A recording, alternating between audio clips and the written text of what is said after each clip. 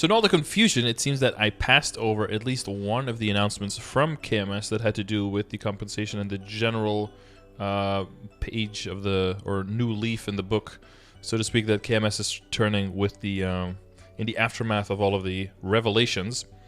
And this announcement was about preparing a customer conference, which we talked about before, the date on when they were planning to do that, and apology for inappropriate term usage. Now, with this title, I thought I already looked over this, but I scrolled through this recently, and I have not looked over this at all yet. So there's some, there's a lot of additional information here. So let's look through that real quick and see if there's anything really cool. I saw already a few tidbits here and there that are pretty interesting. So Weekang is, of course, humbly apologizing, which he's probably going to be doing for the next few years. And yeah, he wants to talk directly to the players. So this is more information about the conference. So they're going to develop a plan and the goal of holding customer conference in April. Face-to-face and not face-to-face are being considered, as methods may change depending on the quarantine rules at the time of the conference. Most countries probably still pretty strict with quarantine stuff. The customer conference, we would like to invite people who can represent opinions of a variety of customers. I think I talked about that last time. We want to make sure that you get some casuals in there as well, not just the highest level people, right? In addition, rather than being a one-time event, we're also requesting that this customer advisory panel regularly share their opinion in the direction of MapleStory changes and check our progress carefully. We'll provide information as soon as the details have been confirmed. Until the customer conference, please continue voicing opinions in the discussion board, and we will share our thoughts. Okay, so it seems like they have a specific forum post. I mean, I can click on this, but it's just going to be a bunch of Korean that I can't read, so, you know, it's going to be... That's going to be that. Well, I can read it. I just don't know what it says. The homepage reorganization to allow smooth communication with customers that we mentioned in our last notice has just begun discussion, so it will take a little bit more time to until it is finally reflected on the site. We'll hurry our discussion board reorganization so that it can be used in a more meaningful form of discussion. I'd like to put opinions given through the discussion board. Okay, so they're already going into some Q&A, I see. Probably for some questions that have been pretty common so far. So, a lot of feedback from discussion board, heartfelt apology to players' reward composition. I think this is mainly going to be like a lot of pay-to-win players who are kind of still disappointed by the compensation. I know.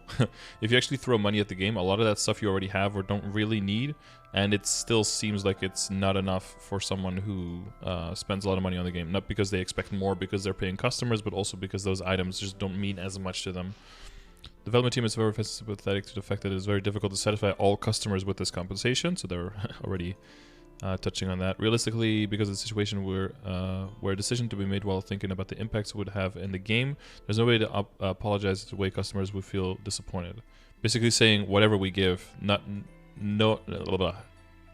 everyone is never going to be satisfied, right? There's always going to be some dissatisfied people.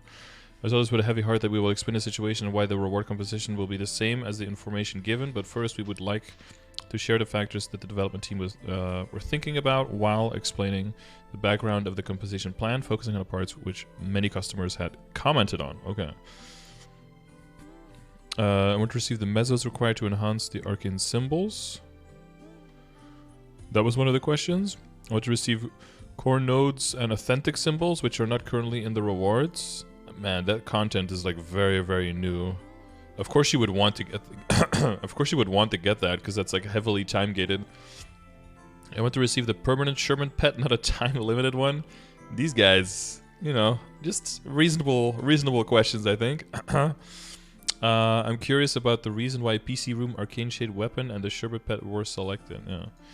Development team also thought a lot about what kind of rewards should be given to the customers. We wanted to give rewards that would be more useful to customers and make playing more pleasant, but at the same time the rewards would be changed into other types of goods. So we thought about a level which would not damage the value of items that existing customers had. Therefore, we selected items that would be useful for many players while focusing on items that could not be traded or easily obtained. So yeah, they wanted things that were rare enough so that people would be excited for them, but not so rare that they could last until the end game. Not only, of course, because tradability and value taken away from other people, but also because if you get something that you can get until the end game, then you're spending less time and money on the game because you already have what you're eventually going to get anyway, and the marginal gain from upgrading is very, very small. So in that sense, they would shoot themselves in the foot too hard if they gave too good of stuff, right? So they're not really emphasizing that part in this, but that's obviously part of the decision-making process as well, that they're not emphasizing because it looks really bad if you give that as a PR statement, obviously. Zero cannot use the PC room arcane shade weapon, so please provide an arcane shade essence. If you were to provide Zero with an arcane shade essence, we could not apply the fixed potential and enhancement restrictions. Yeah, exactly. So this is pretty straightforward. You just can't have one without the other. The reason we get an arcane is because we can limit how much we can upgrade it. The problem with giving Zero free arcane is that they have immediate free arcane forever, always. And there's no limitation to that because of how the Zero weapon works. So people were asking in the comment section as well of the compensation, but basically Zeros just have one set of weapons and that's it. That's all they ever have. I think you can boom and then buy a new one, but you can never unequip it or something, right? So if you would get a permanent arcane with restrictions, that'd be cool, but you're just always stuck with a restricted weapon, which for some people would be fine, but for some people would be not. And if you give an essence, then you're giving more than what you're not getting the special potentials and all that stuff, but you're getting the ability to have arcane forever, which is also kind of broken. I could see that they would give arcane with a time limitation so that people would be forced to go into it ASAP. You could make an argument for arcane with maybe the same time limit, because if you use it within that, then you're stuck with arcane forever, and if you blow it up, you have to replace that with arcane anyway. Because like a 17 arcane isn't going to be like super endgame either, but for a lot of people it actually is. So I don't know, maybe give them like 2 weeks to pick up an arcane and use it or something. I don't know. I feel like there might be something there, but I get why they didn't do it. Demon Avenger's main stat is HP, so the Rebirth Flame Points error correction exchange rate was not applied. Yes, as a Demon Avenger, yes. Please include HP in all stat percentage line. The Rebirth Flame error correction exchange rate that was determined for each stat type that was calculated using the difference between the weighted probability and the actual results that would have used if there were no errors. In the case of HP, although the appearance rate of the HP stat was affected by the frequent appearance of the strength stat, the difference was relatively insignificant compared to other stats. Therefore, the error correction exchange rate was not applied and only the 100% rate was applied. Okay. Addition including HP in the all-stat percentage line is a matter that requires more careful consideration in job and equipment balancing, apart from this additional options compensation, so please understand that it is difficult to give specific details at the moment. This seems that they're not closing that door. I think obviously giving percentage HP blanketly to everyone on percentage all stat is not a good idea. Kanas will get a huge fucking buff that they really don't need. Everyone will be running around with hundreds of thousands of HP almost. That's probably not necessary, but I think they can make it so that Demon Avengers get percentage HP just from all stat, right? That only Demon Avengers get that? Because I don't know if you guys are aware, but Demon Avengers are in a their kit has been just disappointing. 5th job kit is just probably the worst 5th job kit. Beast Hammer is probably pretty close, but especially now that their strongest skill can't even be used on a boss without crashing. But their kit is one of the worst, if not the worst, and the most disappointing once you get to 5th job. The problem is, yeah, you just give Demon Avengers the 1st job skill. Percentage all stat also increases HP by the same percentage. Yeah, and you're home free. But then you have to code that in for DAs, but yeah, you're home free basically. Just like they have the skill where you can ignore all damage strength requirements, for example, because you don't add strength as a DA. Yeah, I think that would be a pretty easy fix. And most people don't have a lot of percentage all stat anyway as a DA right now, so it's not like they're instantly getting a buff or anything. It'll just make it easier to min-max your potentials later on.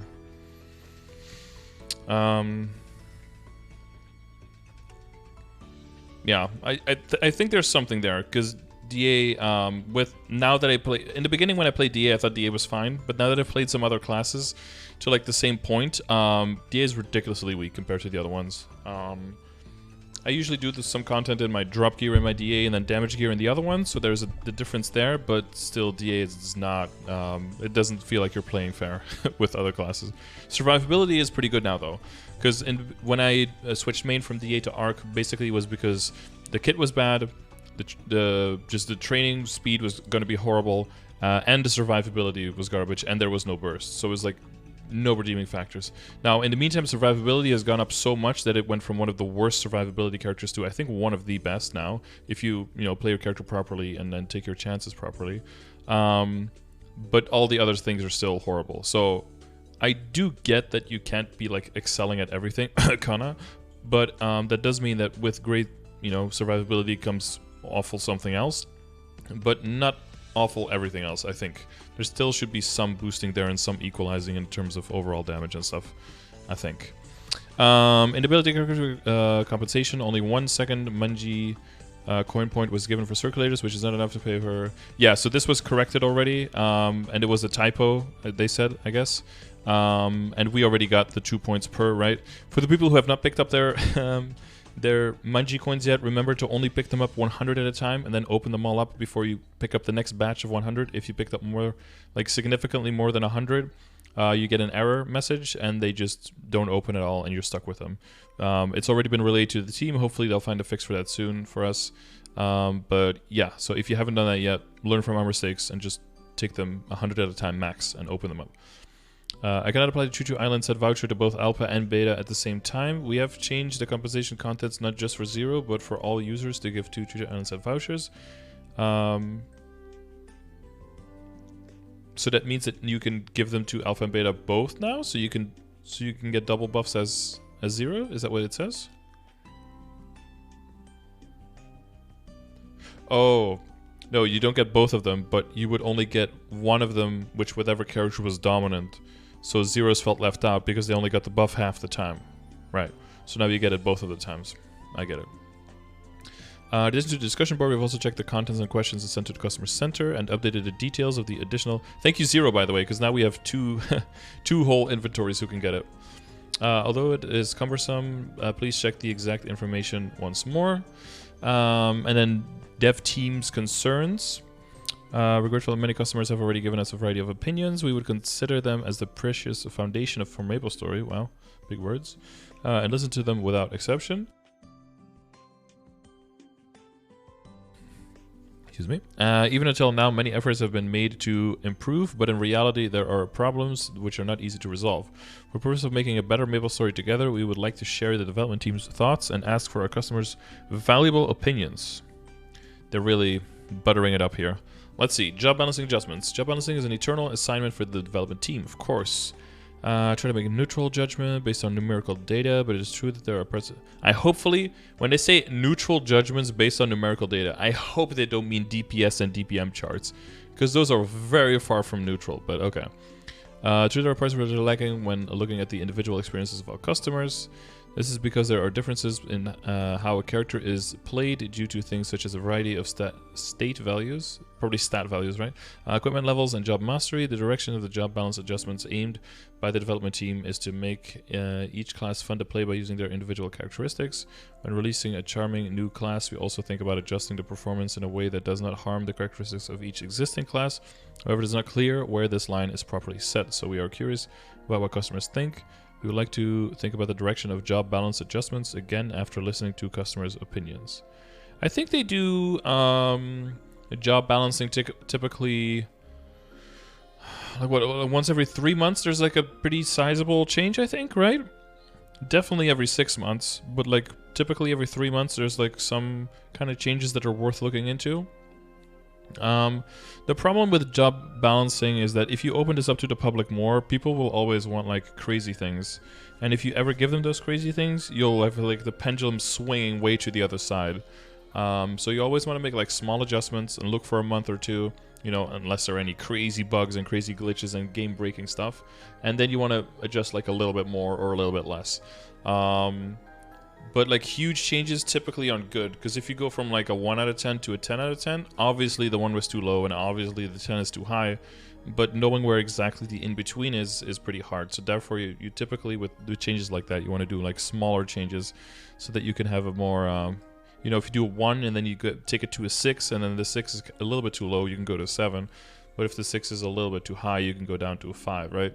But if you do a 10, it's like, well, we got to go lower, and then you do a 5 and it's like, oh, a 5 is too low again, and then you go to have like an extra step there that is unnecessary.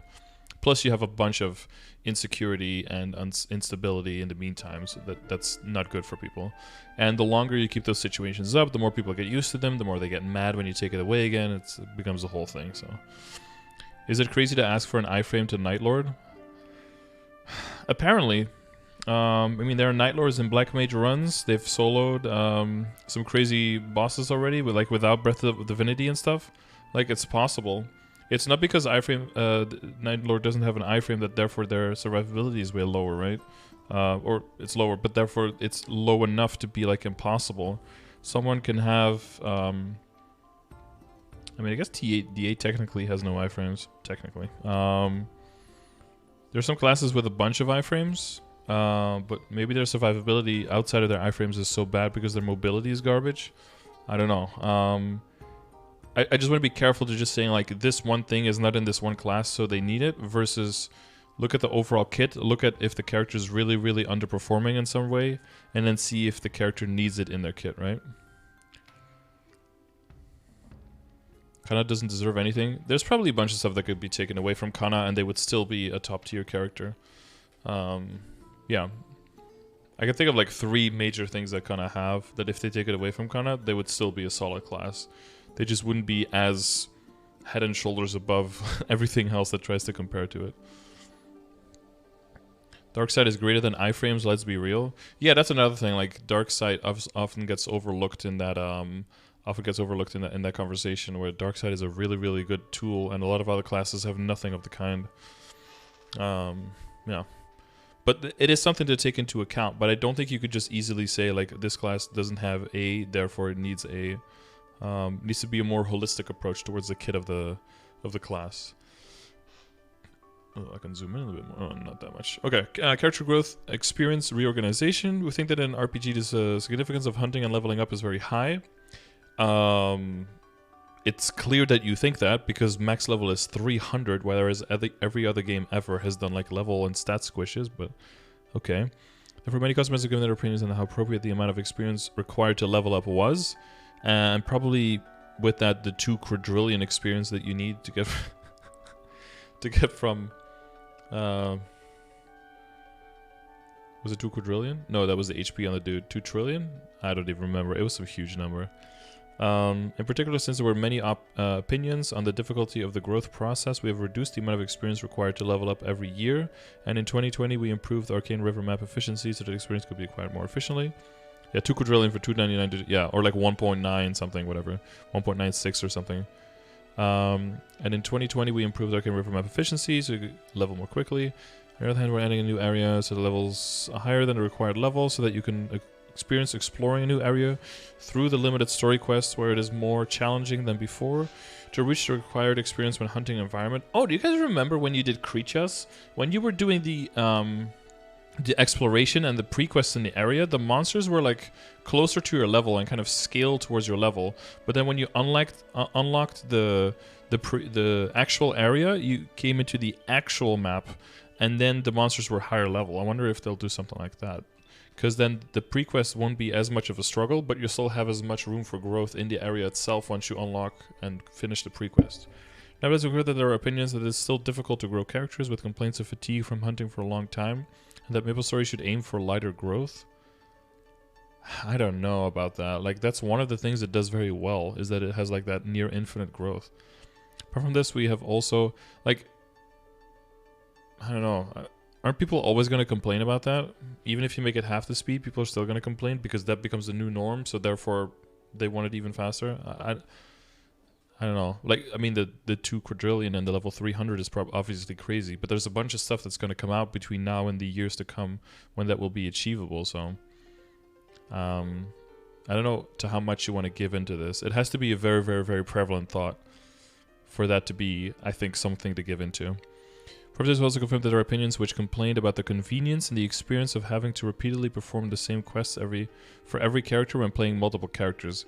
Yeah, well, I mean, the arcane power thing is a huge question, right? Is like how many, and we talked about stuff before. Like, what if you have some kind of passive skill that you can pass on to your characters that you get X amount of arcane power for every symbol that you've maxed in a certain area that all your other characters can kind of like rely on.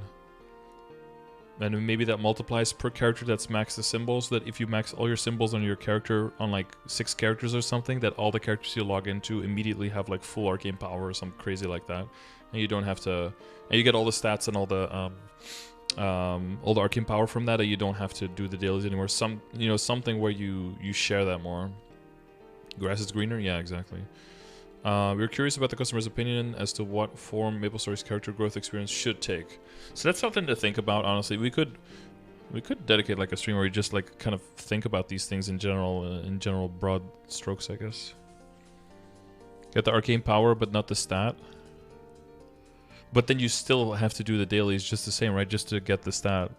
Because there's so much room for growth there. I don't know if that would feel to people like you're actually getting...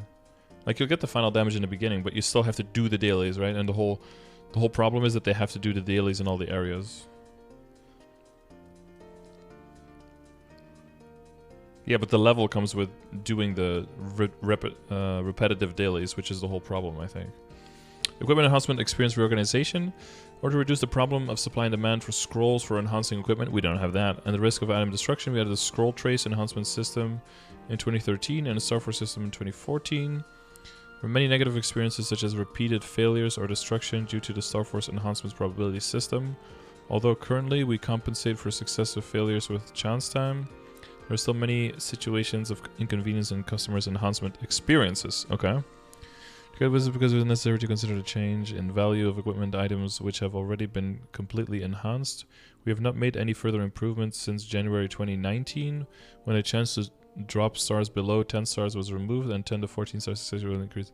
Wow, that was in January of 2019? Oh my god, that's already 2 years ago? Jesus. Well, 2 years and 2 months, I guess. We request your opinion on which direction should take improvement. Okay. I think we can dedicate like a stream where we kind of think about this. One thing that I would say is if you blow up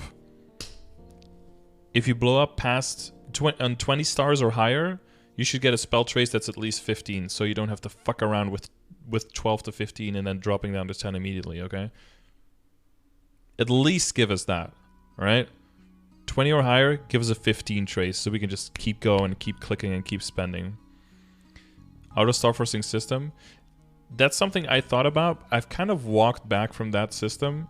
I think what would work equally or better, and which would essentially be the same, is just allow some kind of sale of amount of star forcing scrolls more, like more access to star forcing scrolls.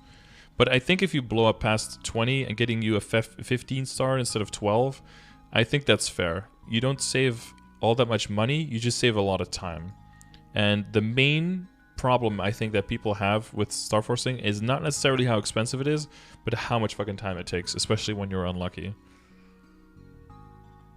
Let me buy stars. Yeah, the other thing, well, that Kevin is talking about, basically is an old thing that I've been thinking about, is what if you just allow people to say, I want to have X amount of stars, and then you just calculate what the average cost is, and then they like multiply it by 2, and then you can just do one click and get it, but you lose twice the amount of money on what it will cost on average. So basically it's a win-win. The game makes more money off of players, and the player gets to save more time and spend that time training instead.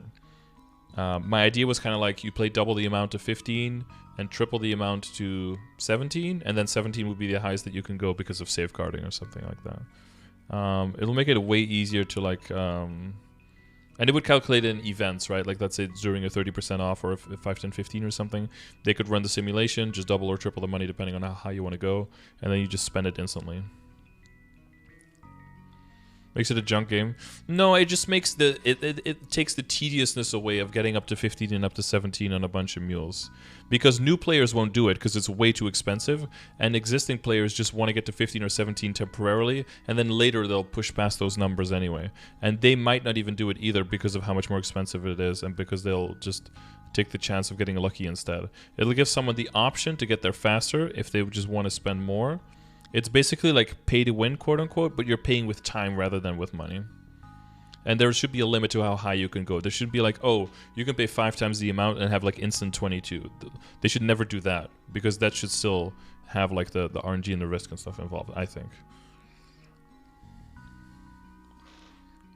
Yeah, so it should be super, super, super expensive, I think, compared to the normal. Something with honor experience as well. And we need it. Well, this is something different, I guess, but we need a UI for flames. When flame UI, okay?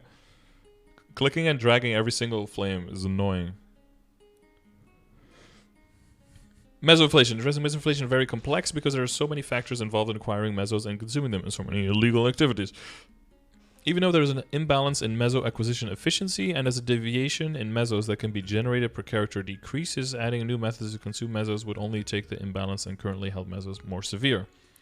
From this perspective, in 2020, we focused on actively blocking mass meso acquisition methods such as hacks, macros, and workshops. Workshops? Is it like sweatshops? Are they talking about like Chinese farming factories? A workshop is like where you go with your fucking colleagues at work and you learn to like do some pottery or shit, right? First of all, we believe that we could only maintain a healthy game economy when abnormal meso generation at the organizational level was controlled. Next, we tried to adjust the price of the intense power crystals, which accounted for the largest proportion of in-game meso generation. Oh, Jesus. I read Intense Power Crystal, and I was like, how does a Zakum accessory like control the KMS economy? I'm so confused. But they're talking about the boss crystals, of course. As customers' average specs have increased over time, difficulty of boss content has become relatively lower than before. Therefore, we confirmed the data that the amount of mesos generated directly through boss content was steadily increasing, and we decided that a change in the amount acquired was necessary to prevent a situation where the value of mesos would be seriously lowered in the long term. Is this also why Reboot only quote unquote gets 3 times the crystal value, where whereas GMS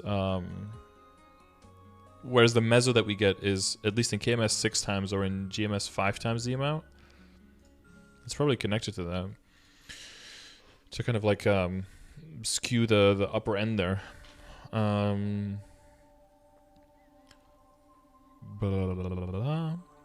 price adjustment of Intense Power Crystal was not reflected since we need to consider additional boss reorganization and connections. Wait, didn't they actually... Wasn't the last change to the boss crystals that they increased the boss crystal money? Never mind. Mesoinflation is still a problem that MapleStory needs to solve. We request our customers' opinions so that the generation and consumption of mesos can be balanced properly. Play, reboot, problem solved. Next. Dude, we're just problem solving left, right, and center. Guild reorganization. For guilds, the efficiency of Noblesse guild skill, especially the big one-shot critical damage skill, was so high that it created an inverse problem. We added Noblesse guild skills with high efficiency in order to activate guilds and give the joy of playing MapleStory together, but because of this, we have confirmed that various negative things occur within a guild. A common example is compulsory participation in guild content to acquire Noblesse guild skill SP, and in this process, many customers actively participate in the shooting and covering of the content at the same time, causing delays in the content itself. Although... Really? You couldn't have foreseen that giving a 30% critical damage buff, which I said as soon as the KMST patch notes were up, this is really, really fucking ridiculously strong. I can't believe they're not going to nerf this. You couldn't foresee that that's going to mean that more people are going to be doing the content to try to get access to that because they're seeing that as like the baseline of being stronger. They could not have foreseen this. Okay. Probably in the same way that I couldn't have foreseen that people would get angry that they were lied to about the odds for 10 years, I guess. The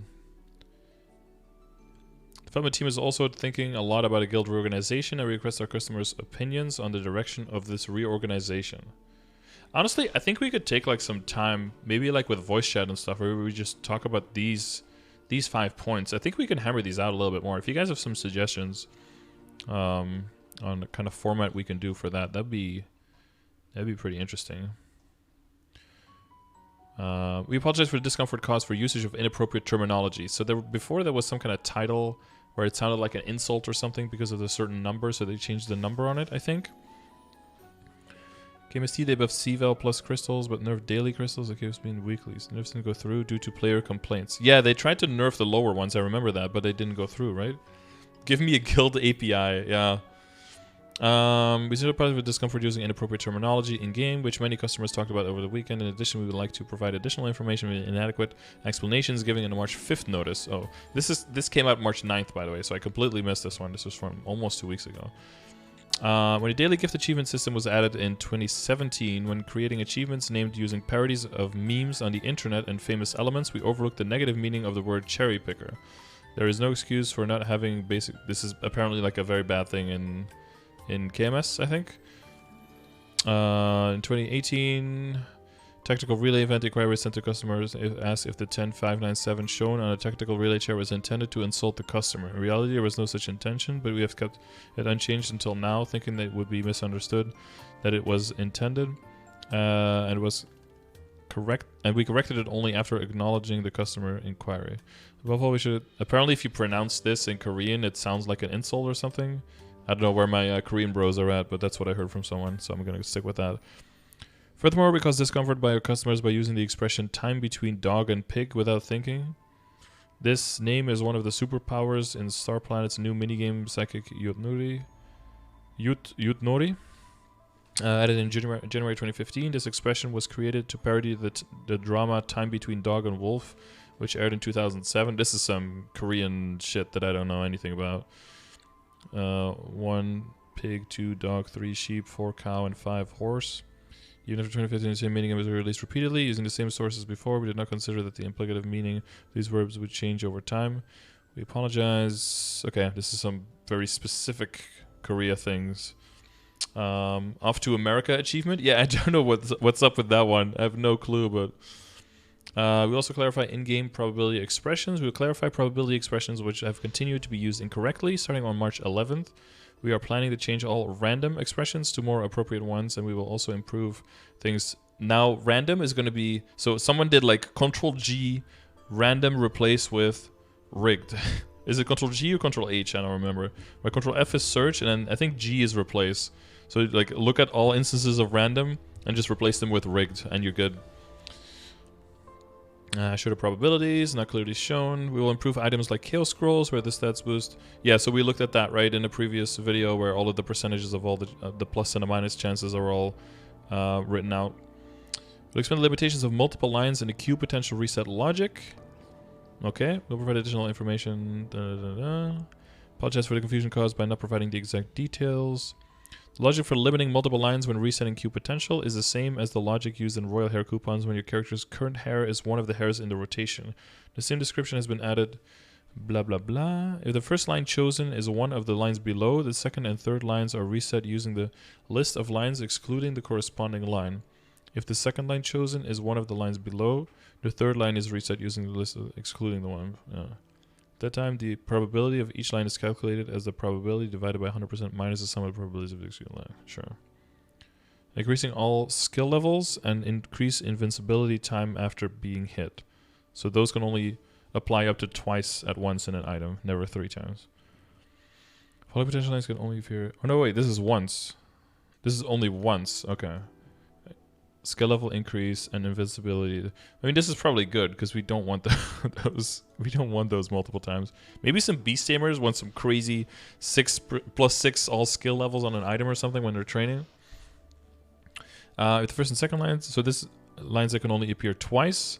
So that's ignore monster defense, ignore damage percentage when being hit by a certain probability, invincibility for a certain amount of time after being hit by a certain probability. Boss damage percent and item drop rate percent. So you can technically get 60% sexy, nice, 60% meso obtain on an item, but you can never get 60% drop rate. But you can get 1 line of meso and 2 line of drop. At least I'll look at your post in a second in chat. We'll improve the verification data for black cube tier up rates. The last notice, the log extraction time period was limited to the last half year. To quickly show the results of various types of verification, to show more accurately verification results, we will provide additional information by expanding the log to show the last 2 years. Since there are more types of logs, this is a situation where the information will be delayed, so this notice contains the daily black cube potential tier increase records.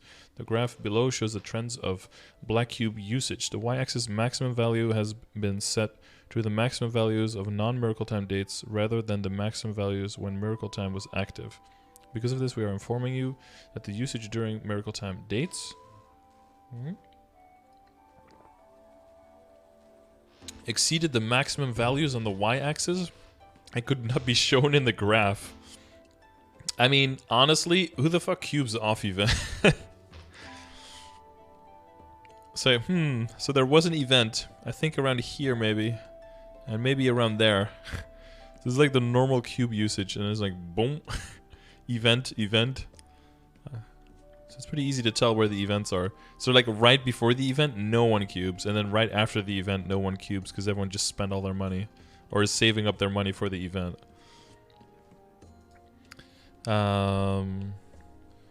Because of this, we're informing you that the usage of time dates exceeded. Yeah. In both the previously released verification data and the verification data released this time, the detailed specification have been aggregated based on the total usage log of the same types of cubes. Cubes sold in the cash shop, cubes from events, and cubes that can be purchased in Reboot World have the same detailed specifications if they have the same name. Wait. So this is...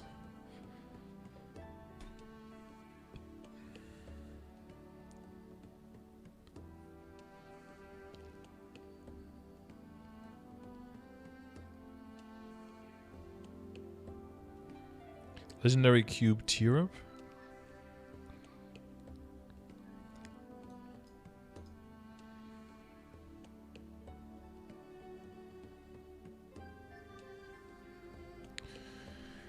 Wait, so it's supposed to be 1% all the time, but it seems to be less than 0.5%, I guess because people aren't cubing that much?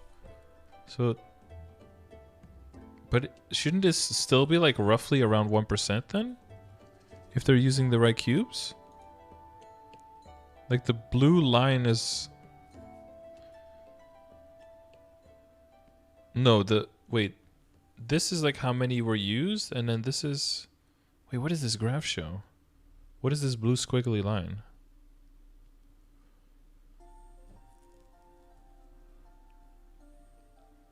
Black Cube Legendary tier up.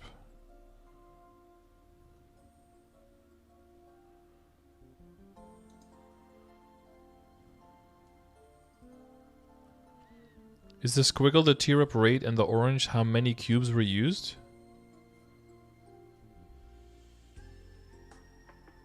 But there's no number for this. There's only percentages here. Shouldn't there be like numbers on this side to show like how many cubes were used or something? Yeah, and during the event it's 2% because then you double the rate. There might have been like a reduction on reveal.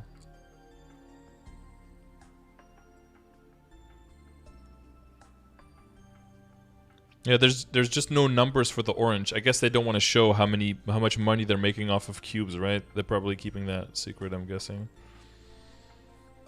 Yeah, they don't want to give the effective numbers. Yeah, that kind of makes sense. It's crazy though, like the day before the day before you have this many, and this is probably like off the screen, right? It only goes up to the 2%, so it's probably more than that. The probability real-time monitoring system has already begun development.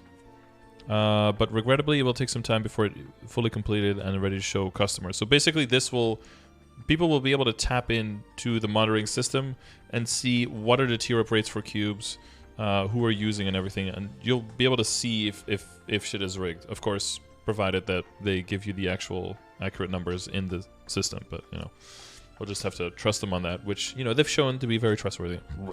MapleStory promises to thoroughly release and verify probability going forward, which you know. Otherwise, legally, they're going to get absolutely bent over. In addition, we will improve the overall game environment so customers will not experience inconvenience while using the game. This is a bold claim. This is a very bold claim. We will improve the game and overall game environment so customers will not experience inconvenience while using the game. Whew! Man, let me tell you, I might be alone in this. I don't think I am, but I experience some inconvenience sometime when I'm playing this game. I don't want to be a complainer, but I will. Sometimes I experience some inconvenience. Sometimes a lot. More times, actually, I experience inconvenience than I don't. This game is inconvenient. Please make it more convenient. Thank you. MapleStory director Kang Won-ki.